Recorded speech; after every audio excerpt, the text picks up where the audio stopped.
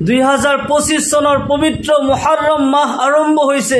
মুহৰৰম মাহৰ প্ৰথম সপ্তাহ সূৰা ৰহমানৰ আখিৰি আয়াত সৰ্বশেষ আয়াত যদি মাত্ৰ 13 বাৰ এটি বিশেষ নিয়মত আপুনি পঢ়িব পাৰে, কপাল খুলি যাব। আল্লাহ ৰাব্বুল আলামিন আপোনাৰ মনৰ আশাবোৰ পূৰণ কৰি দিব। আপোনাৰ জীৱনৰ সকলো অভাৱ অনাটন, সকলো সমস্যা, সকলো বালা মুসিবত আল্লাহ তাআলাই দূৰ কৰি আপোনাৰ ঘৰ সংসাৰত আল্লাহ তাআলাই শান্তি দান কৰিব। আপুনি যদি এই আমলটি কৰিব পাৰে, আল্লাহ তাআলাই আপোনাৰ জীৱনৰ যৌৱনৰ সকলো গুনাহ খাতা মাফ কৰি আপোনাক নিষ্পাপ মাসুম কৰি দিব। মোৰ প্ৰিয় দিনী ভাই বন্ধুসকল, মোৰ অতি শ্ৰদ্ধাৰ মা আৰু ভনীসকল, সূৰা ৰহমানৰ এই আয়াতৰ মাজত আল্লাহ তাআলাৰ ইসমে আজম আছে। এই আয়াত যদি সঠিক নিয়মত আপুনি আমল কৰিব পাৰে, আল্লাহ তাআলাই আপোনাৰ কাৰণে ৰিজিকৰ দৰজা খুলি দিব। কিয়নো এই মাহ বিশেষকৈ মুহৰৰম মাহৰ প্ৰথম সপ্তাহত আপুনি এই আমলটি কৰিব। যদি প্ৰথম সপ্তাহত নোৱাৰে, আপুনি গোটেই মাহটোৰ ভিতৰত যেতিয়া আপুনি সময় পায়, দিন অথবা ৰাতি, এই আমলটি যদি আপুনি কৰিব পাৰে, আল্লাহ ৰাব্বুল আলামিন আপোনাৰ ভাগ্য খুলি দিব। মুহৰৰম মাহ আৰবী নতুন বছৰ হয়। এই মাহৰ দ্বাৰা আল্লাহ তাআলাই বছৰৰ আৰম্ভণি কৰিছে। এই মাহত আল্লাহ ৰাব্বুল আলামিন বান্দাৰ কাৰণে ৰিজিকৰ দৰজা খুলি দিয়ে, বান্দাক মাগফিৰাত কৰি দিয়ে। অসংখ্য মানুহক আল্লাহ তাআলাই মুহৰৰম মাহত মাগফিৰাত কৰি দিয়ে, ক্ষমা কৰি দিয়ে, তেওঁলোকৰ দুআসমূহ কবুল কৰে, মনৰ আশাবোৰ পূৰণ কৰে।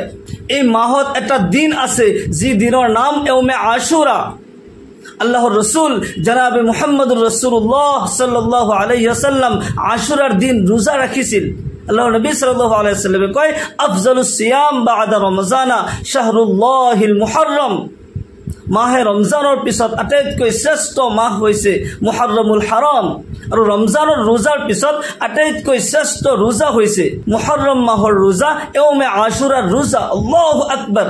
সেইকাৰণে এই মাহত ৰোজা আমি বেছি বেছিকৈ ৰাখিব লাগে। আল্লাহৰ নবী সাল্লাল্লাহু আলাইহি ওয়াসাল্লাম মুহৰৰম মাহত 3 প্ৰকাৰৰ ৰোজা ৰাখিছিল। এটা হৈছে প্ৰতি সোমবাৰ আৰু বৃহস্পতিবাৰ নবী সাল্লাল্লাহু আলাইহি ওয়াসাল্লামে ৰোজা ৰাখিছিল। দ্বিতীয় নম্বৰত আয়ামে বীজৰ ৰোজা 13, 14, 15, প্ৰত্যেক মাহৰে 13, 14, 15 এই 3টা ৰোজা আল্লাহৰ নবী সাল্লাল্লাহু আলাইহি ওয়াসাল্লাম প্ৰতি মাহতে ৰাখিছিল।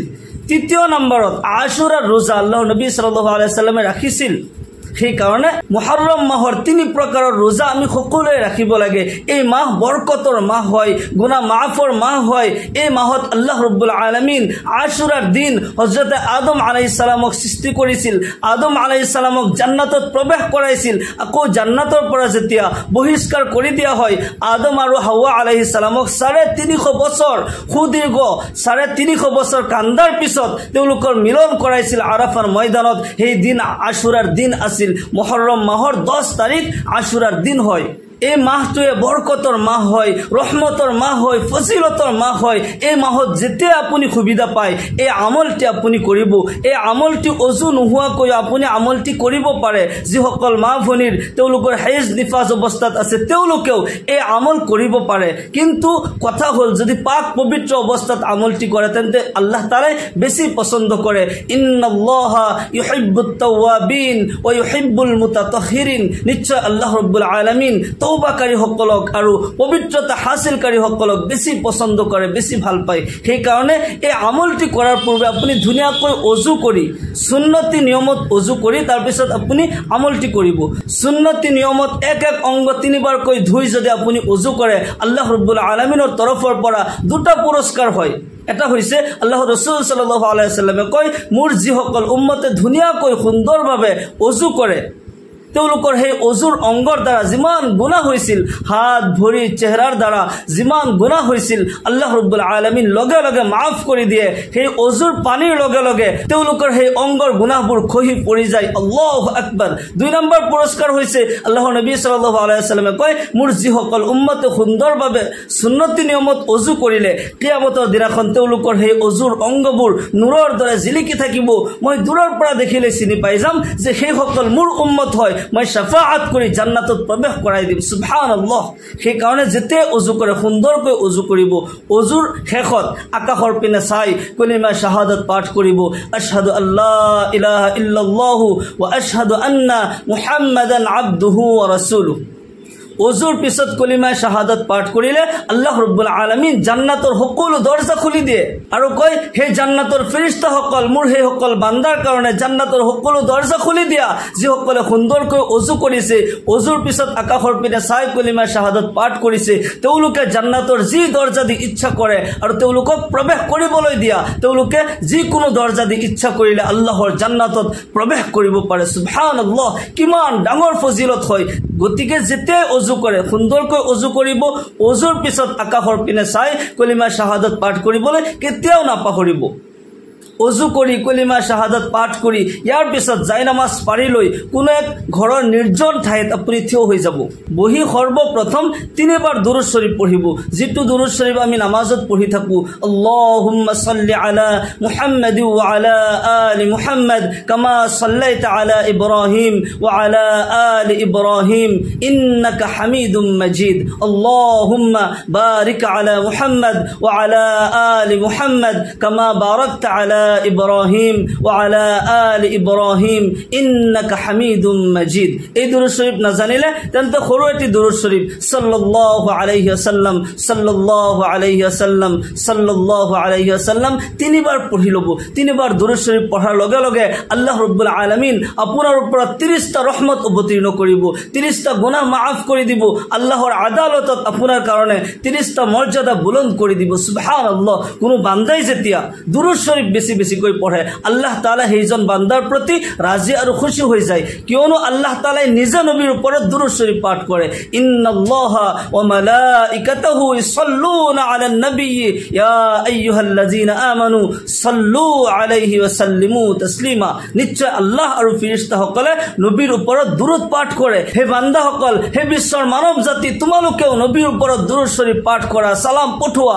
আল্লাহ তাআলাই সেই কাৰণে একদল ফেৰেশতা এই কামতে নিযুক্ত দি থৈছে তেওঁলোকে পৃথিৱীৰ চুকে কোণে ঘূৰি ফুৰে গাঁৱে ভূঞে চহৰে নগৰে অলি গলিয়ে তেওঁলোকে ঘূৰি ফুৰে যতেই কোনো বান্দাই নবীৰ ইশক আৰু মুহাব্বত অন্তৰত লৈ নবীৰ ওপৰত দুৰূদ পঢ়িছে সালাম পঠাইছে তেওঁলোকে তাৰ নাম ঠিকনা লৈ নবীৰ ৰওজাত নি সালাম দি জনায় ইয়া ৰাসূলুল্লাহ সাল্লাল্লাহু আলাইহি ওয়াসাল্লাম আপোনাৰ অমুক উম্মতে অমুক ঠাইৰ পৰা আপোনাৰ ইশক আৰু মুহাব্বতত আপোনাৰ ওপৰত দুৰূদ শৰীফ পাঠ কৰিছে ইয়া ৰাসূলুল্লাহ সাল্লাল্লাহু আলাইহি ওয়াসাল্লাম আপুনি সালাম গ্ৰহণ কৰক দুৰূদ গ্ৰহণ কৰক আল্লাহৰ নবী সাল্লাল্লাহু আলাইহি ওয়াসাল্লাম সেই দুৰূদ আৰু সালাম গ্ৰহণ কৰে আৰু সেইজন উম্মতৰ জীৱনৰ শান্তিৰ কাৰণে ইহকাল পৰকালৰ কামিয়াবিৰ কাৰণে আল্লাহৰ ৰাসূল সাল্লাল্লাহু আলাইহি ওয়াসাল্লামে দুআ কৰে যিজন বান্দাৰ কাৰণে নবীয়ে নিজে দুআ কৰে তাৰ এই দুনিয়াত কিহৰ প্ৰয়োজন হয় টকা পয়সা ধন দৌলত কোনো কিছুৰে অভাৱ নহয় আল্লাহ তাআলাই জীৱনত শান্তি দান কৰে সেই কাৰণে আমি দুরূদ শরীফ সদায় পঢ়িব লাগে এনি টাইম পঢ়ি থাকিব লাগে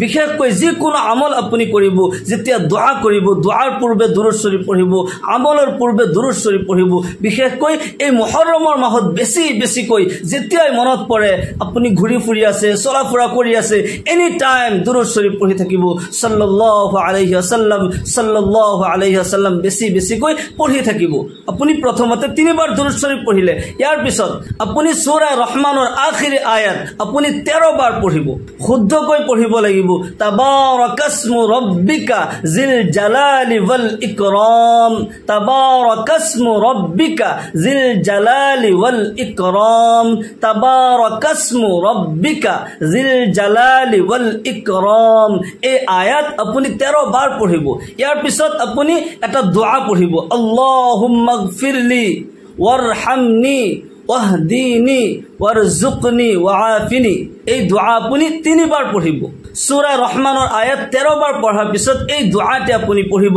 আল্লাহ ৰাব্বুল আলামিন আপোনাৰ জীৱনৰ গুনাহবোৰ মাফ কৰি দিব জীৱনৰ সমস্যাবোৰ সমাধান কৰি দিব আল্লাহ তাআলাৰ ৰহমত বৰকত আপোনাৰ জীৱনত নাজিল হ'ব আল্লাহ তাআলাই আপোনাৰ ঘৰ সংসাৰত আল্লাহ তাআলাই শান্তি দান কৰিব যিসকলে रोजगार কৰে ইনকাম কৰে আল্লাহ তাআলাই তেওঁলোকৰ रोजगाৰত আল্লাহ তাআলাই প্ৰচুৰ পৰিমাণে বৰকত দান কৰিব এই দোয়াটি তিনিবাৰ পঢ়াৰ পিছত আৰু এটা দোয়া মই কৈ দিও এই দোয়াটি পঢ়িলে আল্লাহ ৰাব্বুল আলামিন আপোনাক হিদায়াত দান কৰিব আল্লাহ ৰাব্বুল আলামিন আপোনাক পৰহেজগাৰ আৰু মুত্তাকিন বনাই দিব জীৱনৰ সমস্যাবোৰ সমাধান কৰি দিব আল্লাহ তাআলাই ধন দৌলত ৰিজিকৰ দৰজা আপোনাৰ কাৰণে খুলি দিব এই দোয়াটি আপুনি তিনিবাৰ পঢ়িব আল্লাহুম্মা ইন্নী আসআলুকাল হুদা ওয়াত তুকা ওয়াল আফাফা ওয়াল গিনা আল্লাহুম্মা ইন্নী আসআলুকাল হুদা ওয়াত তুকা ওয়াল আফাফা ওয়াল গিনা আল্লাহুম্মা ইন্নী আসআলুকাল হুদা ওয়াত তুকা ওয়াল আফাফা ওয়াল গিনা। এই দোয়াটি আপনি তিনিবার পড়ার পিছত পুনরায় তিনিবার দুরূদ শরীফ পাঠ করিব। আল্লাহুম্মা সাল্লি আলা মুহাম্মাদ ওয়া আলা আলি মুহাম্মাদ কামা সাল্লাইতা আলা ইব্রাহিম ওয়া আলা আলি ইব্রাহিম ইন্নাকা হামিদুম মাজিদ। আল্লাহুম্মা বারিক আলা মুহাম্মাদ ওয়া আলা আলি মুহাম্মাদ কামা বারাকতা আলা ইব্রাহিম ওয়া আলা আলি ইব্রাহিম ইন্নাকা হামিদুম মাজিদ। তিনিবার দুরূদ শরীফ পড়ার পিছত আপনি হাত তুলি আল্লাহ রাব্বুল আলামিনৰ বাৰগাহত আপনি কান্দি কান্দি দোয়া কৰিব। আল্লাহ তাআলাই এই মাহত দোয়া কৰিলে আপনাৰ হাত খালি ঘূৰাই নিদিয়ে, আল্লাহ তাআলাই আপনাৰ দোয়া কবুল কৰিব, মনৰ আশাবোৰ পূৰণ কৰিব। কান্দা নাহিলেও কান্দাৰ ভেকশন কৰাৰ চেষ্টা কৰিব, আল্লাহ তাআলাই আপনাৰ দোয়া কবুল কৰিব। জীবনেৰ আধৰুৱা সপোনবোৰ আল্লাহ তাআলাই পুৰা কৰি দিব। বছৰৰ প্ৰথম আৰবী বছৰৰ আৰম্ভণিত আপনি এই আমলটি কৰিব। বিশেষকৈ মুহৰৰম মাহৰ প্ৰথম সপ্তাহত পাৰিলে এই আমল করার আপনি চেষ্টা করিব।